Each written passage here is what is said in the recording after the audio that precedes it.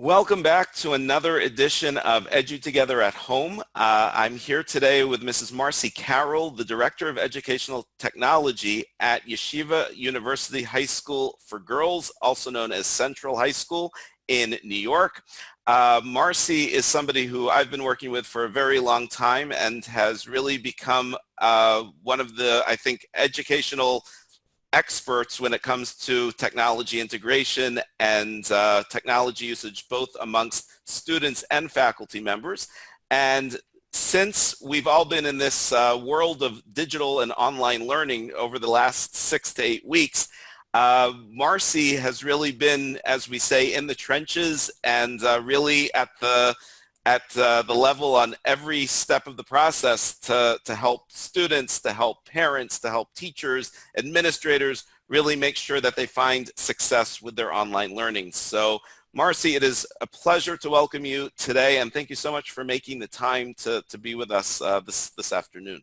Thank you, Aryeh. It was an honor. I was honored to be asked, so thank you. Well, we appreciate. So. Yeah. Central has really been known as a premier educational institution for many years. It's a school that's been around for a long time. Their students go on to great things, as we know. But with all that said, this has been certainly a change in the educational process. How did you, as the person overseeing the EdTech program and the school's technology, how did you react when you first heard that everything was going to be going online and classes were going to be held via Zoom or on through distance learning? So first of all, we had a little inkling a few days before because our boys' school closed before we did. So that gave us a little time. Fortunately, we had about a week to really plan and intensely plan how we were going to change our schedule, change our technology, change the learning, because it wasn't just about the technology, was also how are the students going to convene with the teachers. As you know, Aryeh, we have a complicated schedule on a regular basis. Yeah, because we have so many different opportunities for students, it gives us a very complicated schedule. And so the first challenge for the administrators was to create a schedule that could meet all of the needs of the students, but also get in all the curriculum needs for each class, for each teacher. And that was a struggle. And for everybody, the teachers, the students, the faculty, we would start the first few days, we would start the first few mornings and realize, there were a few mistakes made, and we I like to say this, we failed forward and really learned from each day, and eventually was able to work it out. After Pesach, when we reopened, we had a much more stable schedule, which has really been working well. But it was really with planning and with a fabulous planning team. The administrative team, we all work really well together, and we all have different perspectives, and together we were able to get it to work.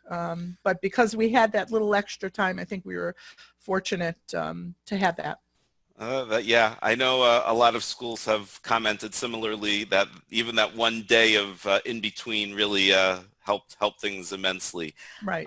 What was the reaction from your faculty when you announced this change? I mean, I'm assuming everybody knew that school closings were coming, but was the faculty generally upbeat? Were they optimistic, or did you have to really twist a lot of virtual arms to make this happen? No, actually, we didn't have to twist arms. There was really no other option, because that's true. Closing school, New York City schools were closed for 3 weeks before they went to online. We didn't have that option. We had one day of professional development. We spent a good, significant part of a day really doing Tackless. We were really showing the teachers how to use the tools, how to use Zoom, how to use Schoology, which is our learning management system. We didn't focus so much on the actual tools that we later did, but really how to get on board, how to get the students to class, what to do, and having that one day was really, I feel like it actually gave us some sense of comfort, that knowing Friday, because I think we did this on a Wednesday, on a Thursday, or Wednesday. Thursday was a snow day, and then Friday we opened up for classes. And all the days blend together at this point. I know. that's true. But by having all the faculty in session on that Wednesday, really gave us a sense of security, because we knew we were all in it, we were all doing it, and we could do it together. And they also knew they had support. They had support certainly from the administration, but also from me, because I was able to help each person individually on that day, but also every day since, whether it was on the phone or on Zoom. So there was some level of comfort, I believe. And we also, as a team, as a school, we really rise to the occasion together. And having that meeting really, it was like almost a shot in the arm, if ironically, but it'd say really put us in the right place for the launch of the online school. That's great. It sounds like it was a real team effort, but one that had an able-bodied captain in yourself. So that's only from the tech perspective. I don't want to take all the credit. It really was the administrative team that led us to it. I certainly took charge of the technology piece, but the principals worked on the schedules and the policies on, we have attendance to deal with. There was a variety of things that needed to be addressed. And as a team, we all figured out what those were and addressed them either proactively or on the fly. That's great. And I'm sure the students and the entire school community appreciates those efforts every single day. As the person on the ground when it comes to helping teachers and to making the process move forward, what does your daily routine look like now that you're working it from home like the rest of us? What happens in the day in the life of Marci Karoll, the ed tech guru, ed tech director? So I will tell you that last week and this week are much different than before Pesach, obviously. Before Pesach, I was on 24/6. I'm not sure where I did sleep, but it was quite challenging because everybody needed help. I learned how to, say, okay, I'll see you at 10 and 10:15, and no, I can't do it at 2, but I can do it at 2:30. I was the first several weeks were really busy, and rightfully so, because we were all learning. We were all learning what to do. And if a teacher had a mistake, or not a mistake, if a teacher had a problem, I was able to address it. And then if I got a second teacher that came up with the same problem, then we knew there was a system issue, whether it was, Schoology was having a problem or Zoom was having a problem, or, and then we had to, ship out the message to everybody. So those first several weeks were really full of tech support, hand-holding tech support, showing people the way. As with every school, we have teachers from every level of skill with technology. There's some teachers who fortunately haven't needed much help because they're very, very capable. And we have other teachers who, struggle, and I'm here for all of them. But the ones that needed it knew they were able to reach out. The last couple of weeks have thankfully been calmer. I'm still getting messages from teachers, how can I do this? What do I need to do that? This isn't working. We have students who, for whatever reason, they can't get into a class. Just before I called you, I have a student who, for whatever reason, cannot get into one class. And the teacher finally reached out and said she hasn't shown up. And so I emailed the student with some tips and she was able to get in, but that happens on it's technology. We can't predict what's going to happen. So I'm always that's on for call. sure, certain. Yes, it's true.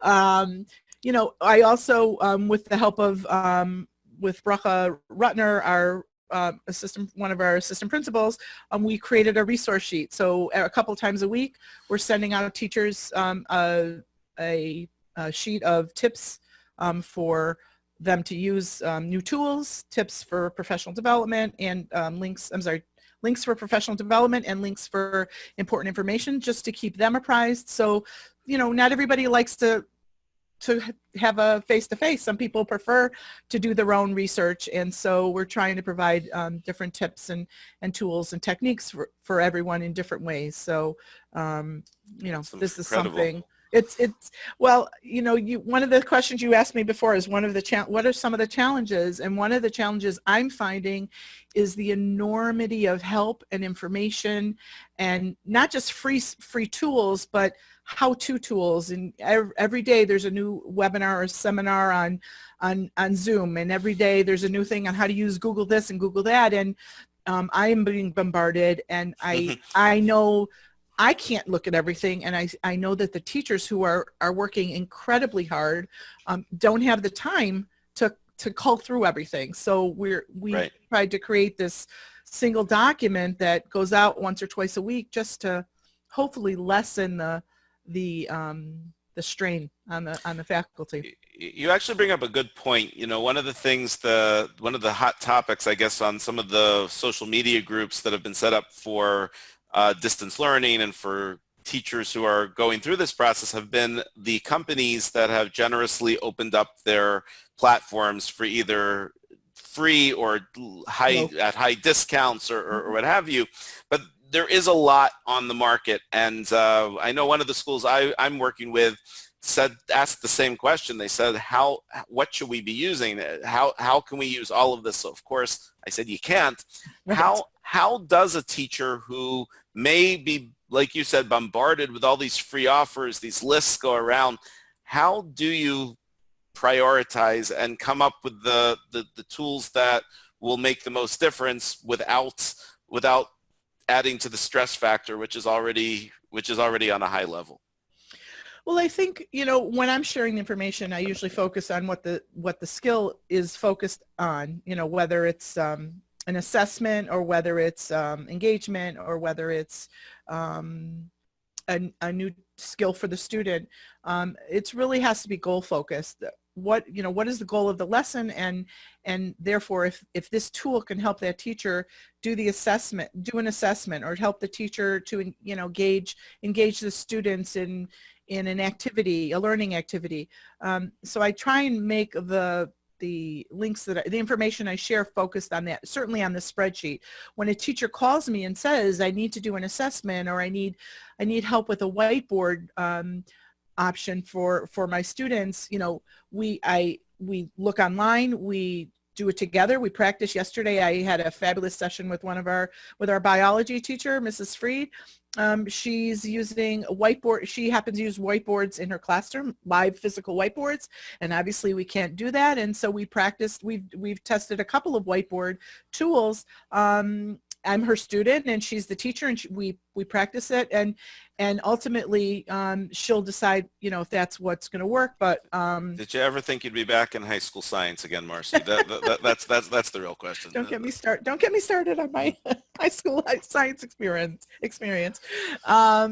But you know, it really comes down to what's the goal. What is the teacher trying to do for the student, so that they can accomplish it efficiently, with engaging process, but also getting the information and the data they need to proceed with the class.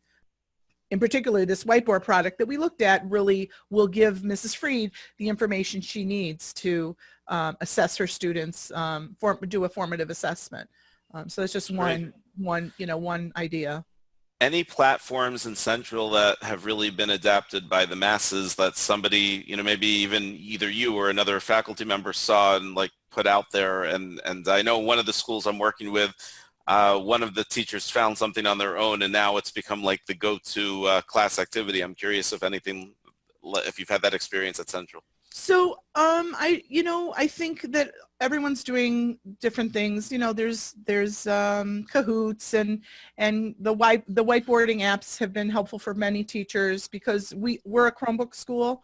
Chromebooks do not have access to a whiteboard, so we've improvised. Some of the Rebbeim are using the whiteboarding in their classes. We have other teachers who are creating their own videos or using Edpuzzle, so creating a video and then embedding questions into the video. But I think the most important tool for us, there are two really, but one we've been using for a long time, which is our learning management system, which is Schoology. It's allowed our teachers to continue the learning as if we were in school, because we've been using for many years, and all of our teachers use it, not just for sharing information, but also for grades and conversations and assignments and things like that. So that's continued, and that's also allowed our teachers to share their Zoom links.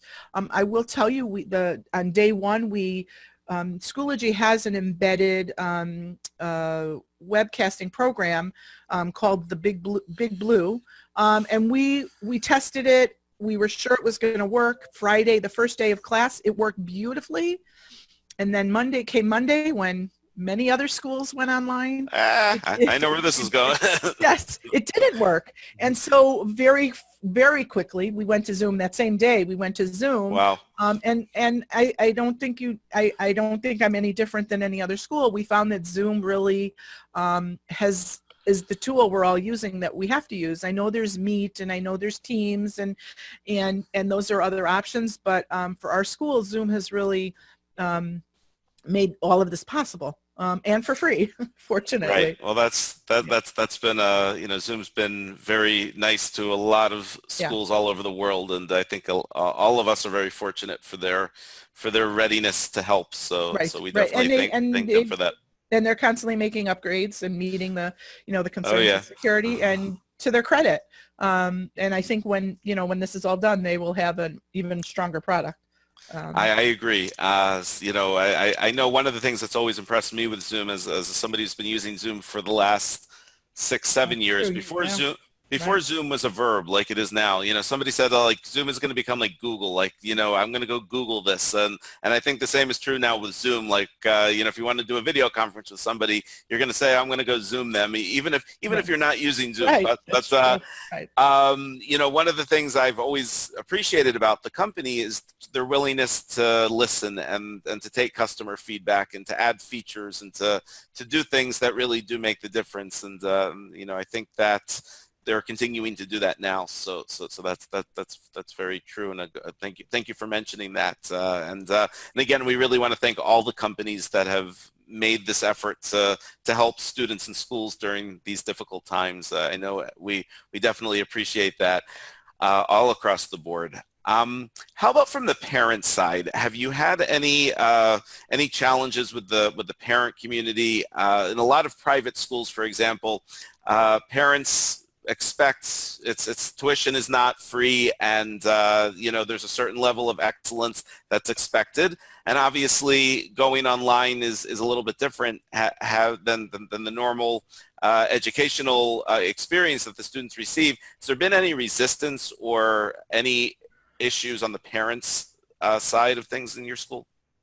So I only have heard positive. I think the feedback that we've gotten, that I've seen, has really been very positive. The parents are really impressed with how smoothly our program is going, our classes are going, and especially a few parents we've heard, some of the parents we've heard from, that they have multiple children in different schools, and ours has been very smooth. I mean, our girls are working hard. I won't deny that, which is we have high expectations and high standards to begin with, and I don't think we've lessened those in any way. I think our students are meeting those challenges, albeit online, but I think the parents have been very supportive, and if there's issues, I only hear the good stuff. Let's just put it that way. That means that's all there is. Right. That's great news, and that's I think a testament to the fantastic job that you and your team have been doing. Looking forward, hopefully September will come. We'll all be back in our regular environments, and the school buildings will be open. Looking back, is there anything that you or the school could have done differently, or that you would do differently if this, hopefully it never will, but if this kind of situation were to happen again, anything you would switch from what you're doing now? I think we've learned a lot, and I think it will certainly inform the planning that goes on for the future. I think You know, we've tested here and there. We have had a couple of times where we've had multiple snow days in a row. So we dabbled a little bit in online.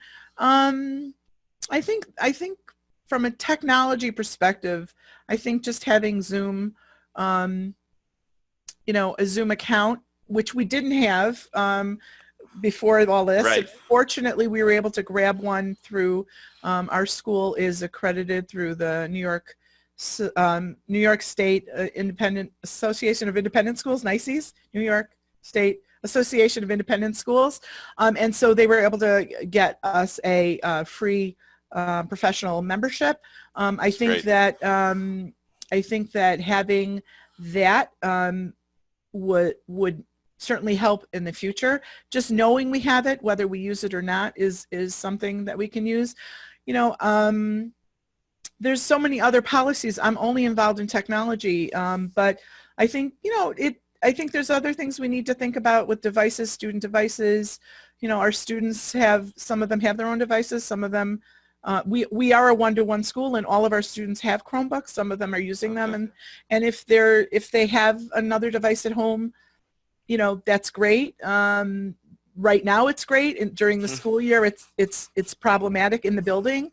You know, so, you know, maybe having some more policies in place. I think that the faculty certainly have learned an immense amount about themselves, about each other, about their students. And I think Really nice. Yeah, and I think it will be, you know, moving forward, it certainly will be a lot easier. But I think that we need to think how we can get as much information as we need into our students in such a shortened time, because Right. we're not meeting. Our usual school day is, you know, classes start at 9 o'clock, 9:10, and we're not done till 5:10. We're not meeting. We can't meet that. You can't. The It's teachers impossible. and the kids cannot handle it that long. And so figuring out how best to get as much information we can into the students. We have regents, thank you, regents, typically, which were canceled this year, but thinking about how online learning impacts that, Right. as well as our regular assessment calendar, whether it's, you know, finals or just quizzes and tests. So I think yeah, I think those are questions that all schools are asking, and I think everybody in New York, when they heard that Regents were being canceled, I don't think anybody was disappointed with that decision. And I think even the accommodations that have been made by AP Central, you know, for the AP exams, I think everybody is aware that this is not a typical year. But, right. No, I agree. But yeah, it is a challenge because, like you said, and I know many schools who are facing this, where the students are normally in school for 8-9 hours a day, and obviously that can't be replicated from home. One last question, any advice? You know, Central has really, like I said at the beginning, been at the forefront of the educational process, great reputation, the demanding school. You know, they really expect a lot from their students and faculty.